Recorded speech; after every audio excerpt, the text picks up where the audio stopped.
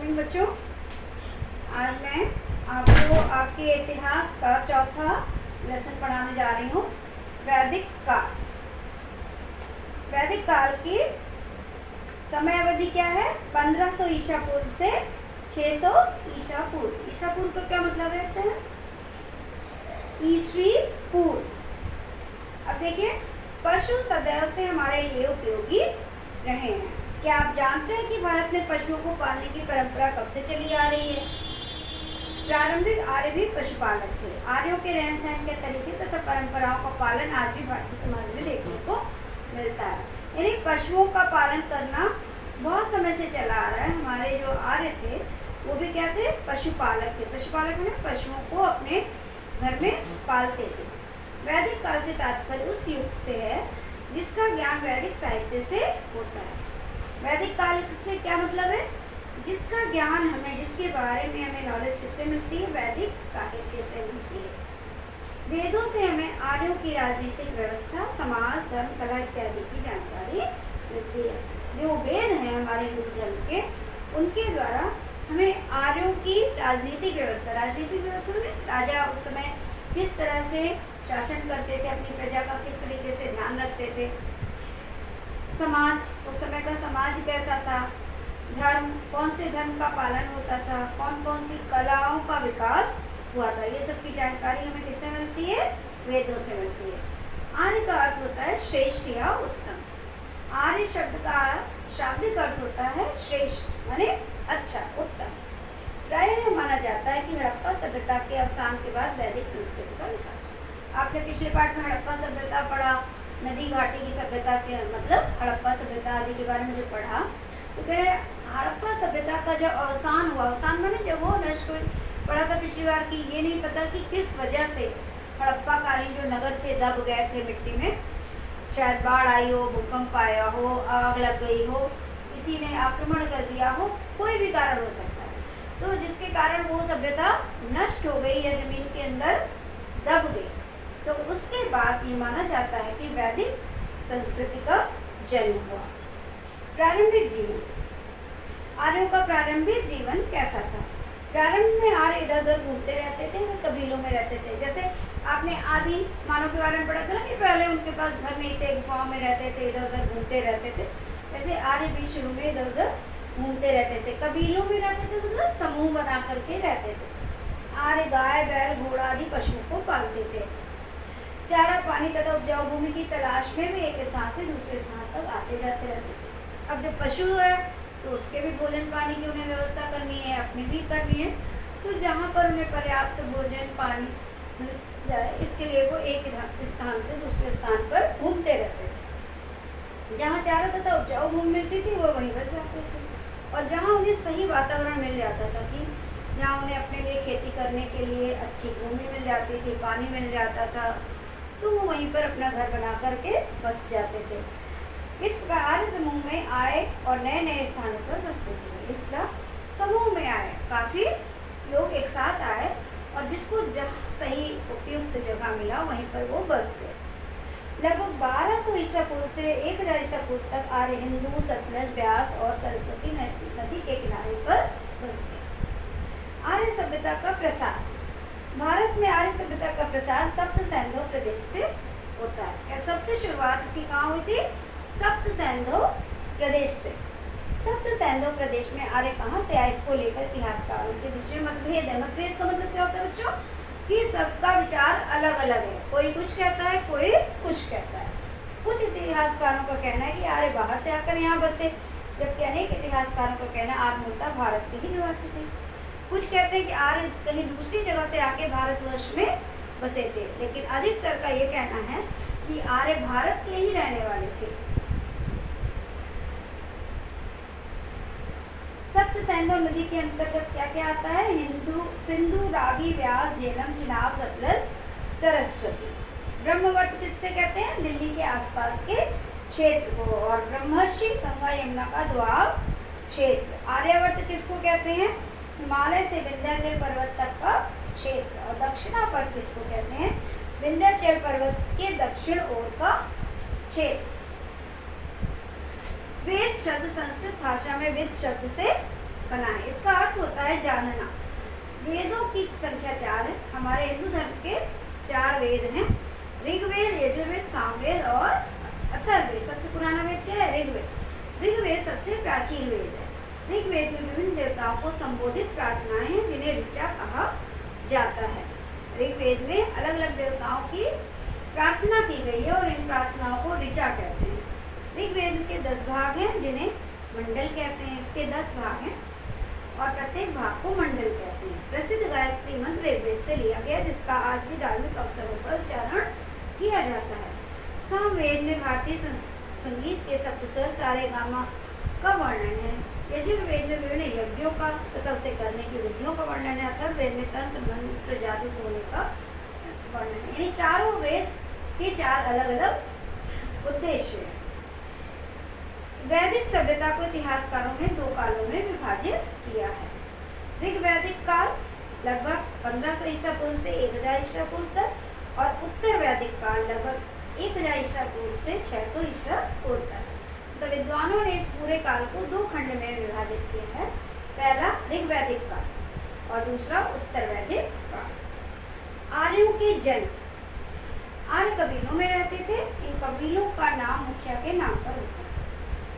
कबीला बने समूह और उस कबीले का जो नाम होता था मुखिया का नाम होता था। इन कबीलों को जन कहा जाता था। वेदों में हमें पुरुजन, यदुजन, तुर्वशजन, भरतजन जैसे कई जनों का उल्लेख मिलता है।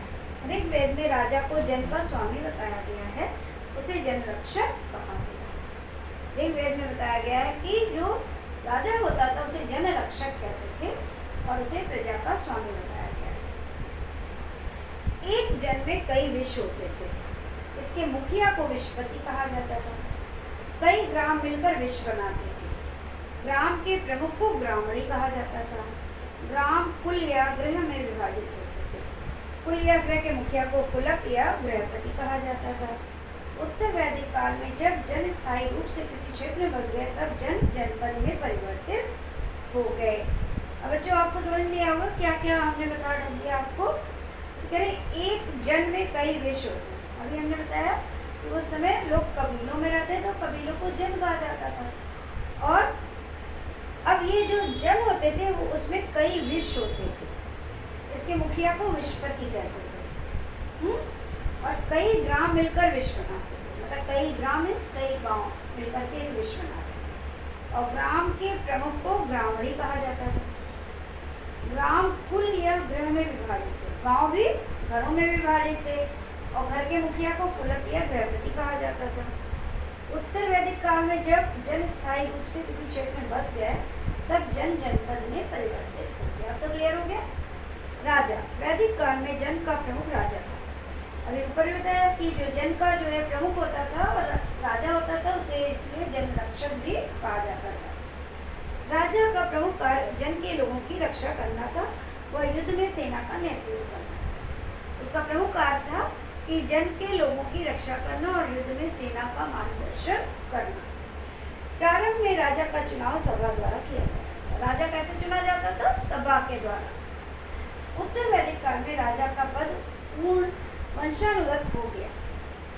पहले लोगों के द्वारा उसको चुना जाता था, योग्य व्यक्ति का चुनाव होता था, लेकिन धीरे धीरे इसमें परिवर्तन आया और एक राजा का बेटा ही दूसरा अगला राजा बनने लगा। उत्तर वैदिक काल में राजा का पद पूर्ण रूप से वंशानुगत हो। वंशानुगत माने राजा का बेटा ही राजा बना।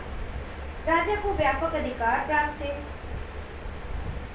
राजा पर नियंत्रण रखने के लिए सभा और समिति नामक संस्थाएं। राजा का अधिकार बहुत था लेकिन फिर भी राजा कोई गलत कदम ना उठाए, अपने प्रजा के साथ गलत काम न करने बैठे, इसलिए उस पर नियंत्रण रखने के लिए सभा और समिति नामक संस्थाएं थी। किसी समस्या को सुलझाने के लिए एक सभा होती थी। सभा में 70-80 लोग बैठते थे। उनमें से 5-6 लोग विशेष आसन पर बैठते थे। यदि कोई समस्या आ जाती थी तो सभा का आयोजन होता था। सभा में कम से कम 70-80 लोग होते थे, जिनमें से 5-6 जो व्यक्ति होते थे उनका चयन होता था। उनको विशेष आसनों में बैठाया जाता था और आसन पर बैठने वाले प्रमुख लोग राजन्य होते थे। उन्हें राजन्य कहा जाता था। वे या तो अपनी उम्र, अनुभव, शक्ति, योगदान के कारण प्रमुख थे अथवा अन्य लोगों की अपेक्षा उनके पास अधिक गाय घोड़े व धन रथ होते थे। मीन्स जो 5-6 जो प्रमुख लोगों का चयन होता था, उनके चयन का आधार क्या था? या तो वो उम्र में और लोगों से बड़े होते थे, अनुभव में बड़े होते थे, शक्ति में बड़े होते थे, और या फिर वो धन में बड़े होते थे, यानी उनके पास और लोगों की तुलना में अधिक गाय घोड़े रथ इत्यादि होते थे। प्रमुख लोगों के अलावा बाकी लोग विश कहलाते थे। सभा में समस्या रखी जाती थी, सभी लोग मिलकर समस्या को सुलझाते थे। फिर समस्या को रखा जाता था और सभी मिलकर के उसका समाधान निकाला करते थे। राजा का शासन। जन का खर्च चलाने के लिए राजा जन के लोगों से उपहार प्राप्त करता था। अब किसी भी घर को चलाने के लिए पैसे की जरूरत होती है, तो राज्य को चलाने के लिए भी पैसे की जरूरत होती थी। तो राजा अपने खर्च को कैसे चलाता था? जन का खर्च चलाने के लिए राजा जन के लोगों से उपहार था, जो उसकी प्रजा थी उस पर वो जो व्यय करता था, उसके लिए वो उन्हीं से उपहार प्राप्त करता था। इस उपहार को बलि कहा जाता था। इस उपहार को क्या कहा जाता था? बलि। जैसे आजकल हम लोग क्या करते हैं? टैक्स देते हैं। गवर्नमेंट हमसे तरह तरह के टैक्स लेती है। बलि के रूप में राजा अनाज, घी, वस्त्र, घड़ा, आभूषण, गाय आदि प्राप्त करता था। लेकिन उस समय जिसके पास जो होता था वो उस रूप में राजा को देता था।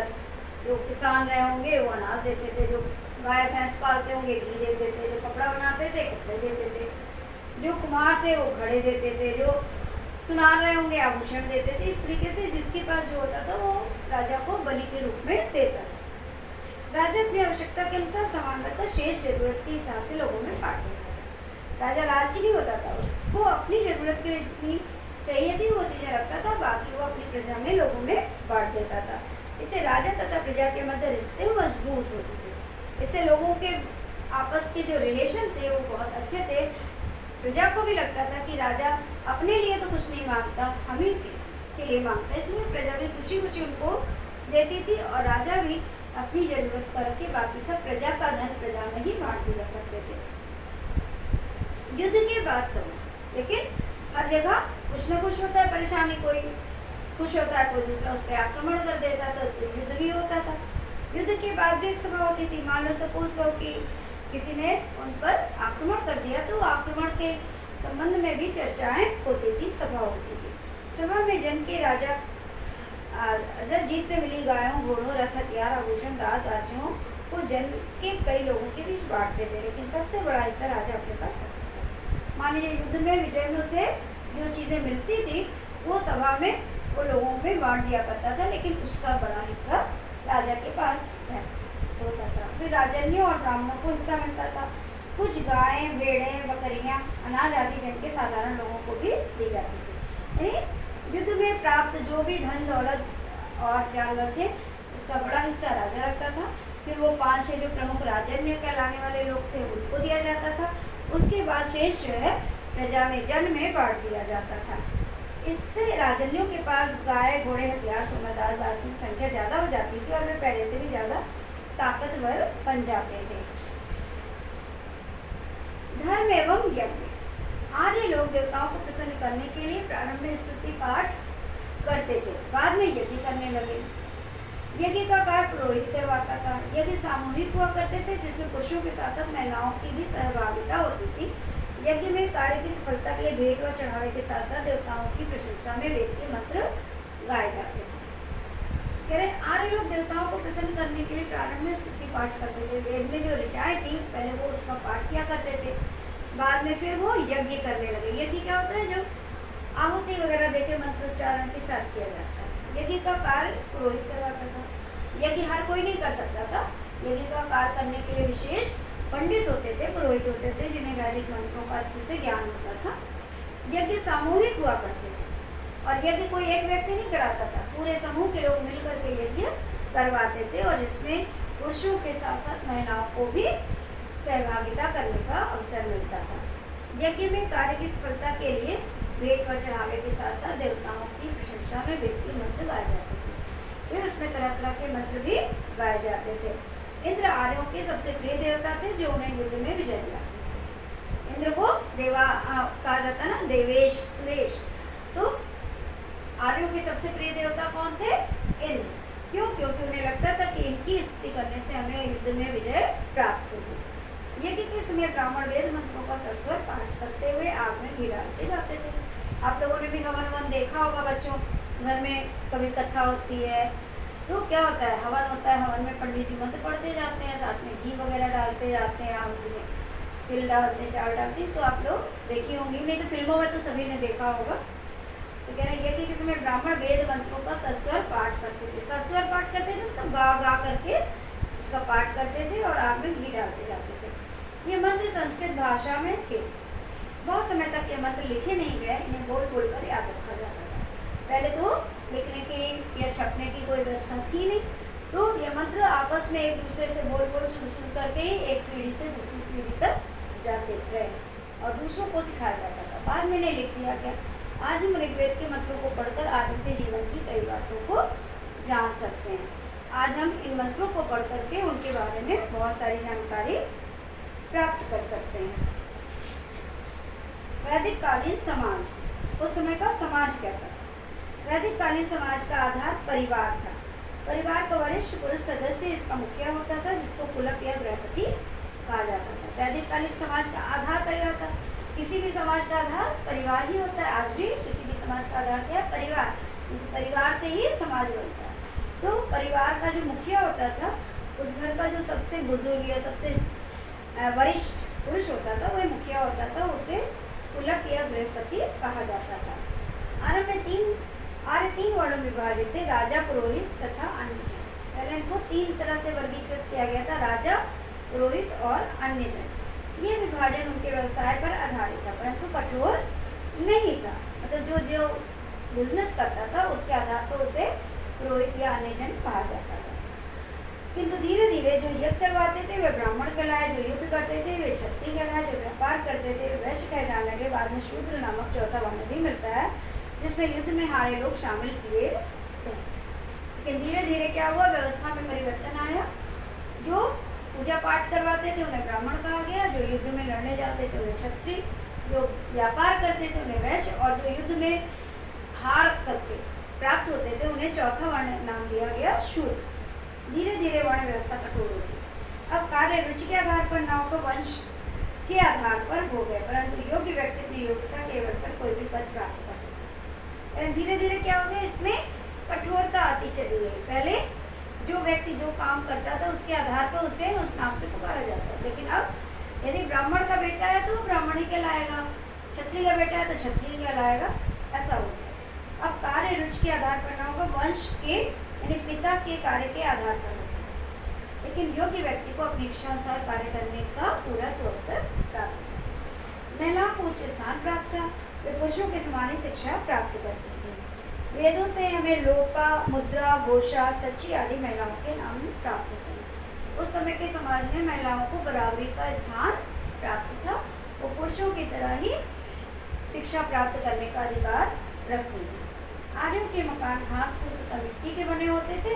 आर्य दूध तथा उनसे बने हुए पदार्थ दधी, नवनीत, घृत का प्रयोग करते थे।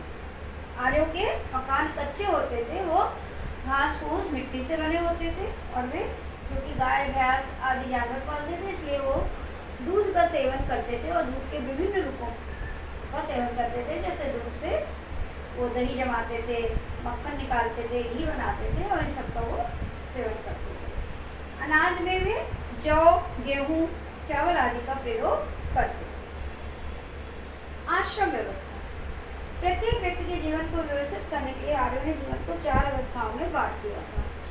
यानी जीवन को उन्होंने 4 अवस्थाओं में बांट दिया था। पहली अवस्था ब्रह्मचर्य की थी, इसमें बच्चा आश्रम में रहकर शिक्षा प्राप्त करता था।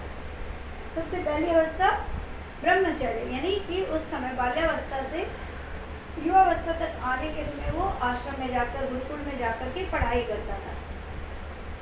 दूसरी अवस्था गृहस्थी थी, और जब वो अपनी पढ़ाई पूरी करके घर वापस आता था गुरुकुल से, तो उसकी शादी ब्याह किया जाता था, वो गृहस्थ धर्म का पालन करता था। यह अवस्था पारिवारिक जीवन से संबंधित थी। तीसरी और चौथी अवस्थाएं क्रमशः वानप्रस्थ और संन्यास की थी, जिसमें व्यक्ति वन में जाता था और आत्मचिंतन द्वारा ईश्वर को प्राप्त करने की कोशिश करता। और इसके बाद जब वो गृहस्थ जीवन की अपनी जिम्मेदारियों को पूरा कर लेता था, तो उसे वानप्रस्थ और संन्यास आश्रम में जाने की अनुमति थी कि वो वहाँ जाकर ईश्वर की आराधना करे, आत्मचिंतन करे, अपनी अगले जन्म के विषय में कुछ करे। आर्यों की भाषा, यह कहना कठिन है कि सारे आर्य लोग एक ही नस्ल के थे। वे इंडो यूरोपियन परिवार की भाषा संस्कृत बोलते थे। अब भी यह अपने बदले हुए रूपों में यूरोप, ईरान व भारत में बोली जाती है तथा यह तथ्य भाषाओं के बोलने के ढंग की समानताओं पर आधारित है। आर्यों की भाषा क्या थी? यह सारे आर्य एक ही भाषा बोलते थे, ये बात कहना कठिन है। वे इंडो यूरोपियन परिवार की भाषा संस्कृत, आर्य लोग संस्कृत भाषा बोलते थे। अब भी यह अपने बदले रूप में यूरोप, ईरान और भारत में बोली जाती है। यह तथ्य इन भाषाओं को बोलने के ढंग की समानताओं पर आधारित है। संस्कृत में पितृ शब्द, फारसी में पितर और लैटिन में पाटर और अंग्रेजी में फादर। इसी तरह संस्कृत में मातृ शब्द को फारसी में मादर, लैटिन में माटर और अंग्रेजी में मदर कहा जाता है। इन सबका मिलता जुलता स्वरूप है। शिक्षा, आर्यों के समय शिक्षा की क्या व्यवस्था थी? विद्यार्थी गुरुकुल में रहकर शिक्षा प्राप्त करते थे। वेदों के साथ गणित, ज्यामिति, ज्योतिष, भूगोल, सैन्य विज्ञान तथा शिल्प आदि की शिक्षा दी जाती थी। यानी विद्यार्थी अपने घर में नहीं पढ़ते थे उसमें, और विद्यार्थी जाकर गुरुकुल क्या होता है? यहाँ सारे बच्चे वहीं जाकर पढ़ते हैं। जैसे आजकल आप लोग आते हैं, स्कूल आते हैं, पढ़ते हैं, फिर अपने घर चले जाते हैं, लेकिन उस समय ऐसा नहीं था। वे गुरु के घर में ही जाकर पढ़ते थे और जब तक उनकी शिक्षा पूरी नहीं हो जाती थी वो अपने घर वापस नहीं आते थे। तो विद्यार्थी गुरुकुल में रहकर शिक्षा प्राप्त करते थे। वेदों के साथ गणित, ज्यामिति, ज्योतिष, भूगोल, सैन्य विज्ञान और शिल्प आदि की शिक्षा दी जाती थी। उन्हें केवल वेद पाठ ही नहीं सिखाया जाता था, उसमें उन्हें गणित भी सिखाई जाती थी, ज्यामिति, ज्योतिष विद्या सिखाई जाती थी, भूगोल और युद्ध में कुशल बनाने के लिए सैन्य विज्ञान और अलग अलग तरह के शिल्प आदि की शिक्षा दी जाती थी। उसके बाद आता है पशुपालन। प्रारंभ में आर्य पशुपालक थे। गाय तथा बैल व्यक्ति की संपत्ति माने जाते थे, ये उनकी समृद्धि का प्रतीक थे। गाय का प्रयोग वस्तुओं खरीदने में किया जाता था। गाय को पवित्र पशु माना जाता था। वेदों में से अबध्या कहा गया है। पड़ियों, आसपास के किसान द्वारा गाय चुरा लेने के कारण कई बार युद्ध प्रारंभ हो जाता था। आर्य उन्हें दस्यु कहा करते थे। तो कह रहे आर्य जो पशुपालक थे, गाय और बैल, जिस व्यक्ति के पास जितने गाय बैल होते थे वो उतना समृद्धशाली माना जाता था। गाय का प्रयोग वस्तु की खरीदने, जैसे आजकल हम पैसा देकर सामान खरीदते हैं, उन समय गायों को दे करके भी सामान खरीदा जाता था। वेदों में से आहन्या ने जिसे मारा नहीं जाना चाहिए। पड़ियों, आसपास के किसान द्वारा गाय चुरा लेने के कारण कई बार युद्ध हो जाता था, क्योंकि गाय संपत्ति का प्रतीक है, तो अक्सर लोग एक दूसरे की गाय चुरा लेते थे और गाय चुराने पर लड़ाइयाँ भी हो जाती थी।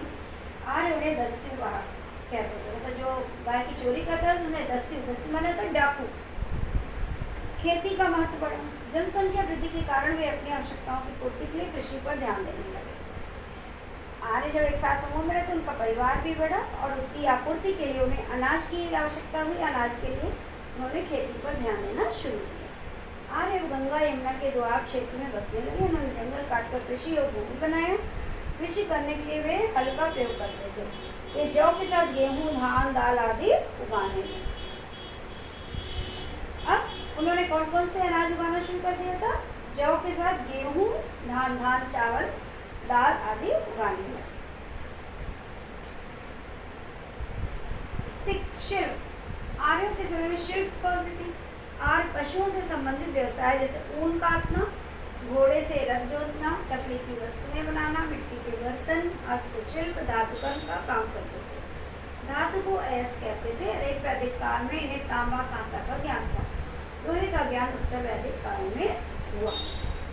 आर्य पशुओं से संबंधित व्यवसाय जैसे ऊन काटना, भेड़ पालते थे, भेड़ का जो रोआ होता है उसको काट के उसको ऊन बनाते थे।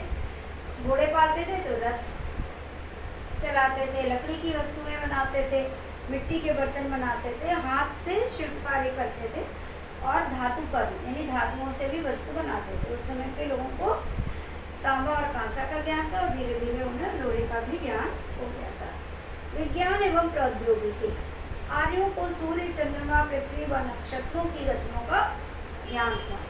वे ज्यामिति आकृति से परिचित थे। उन्हें सूर्य, चंद्रमा, पृथ्वी और नक्षत्रों की गतियों का ज्ञान था। उन्हें मालूम था ये सारी चीज़ें कि कैसे कौन से नक्षत्र घूम रहे हैं।